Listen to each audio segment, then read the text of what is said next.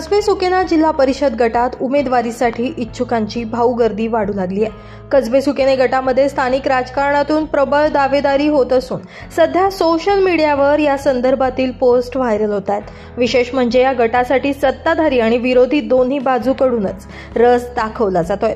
या गटामधून अनिल कदम, भाजप जिल्हाध्यक्ष आनंदराव भंडारे, मधुकर पाटील, अमोल जाधव, योगेश चौधरी, सचिन भंडारे यांच्यासह काही नवोदित इच्छुक देखील तयारीत असल्याचं स्पष्ट होत आहे। महायुतीमध्ये ही जागा कोणत्या पक्षाला मिळणार यावरच सध्या चर्चेचे केंद्रबिंदू आहेत। राष्ट्रवादी शरद पवार गट, राष्ट्रवादी अजित पवार गट, उबाटा शिवसेना आणि भाजप यांच्यात यासाठी रस्सीखेच होण्याची चिन्ह आहेत।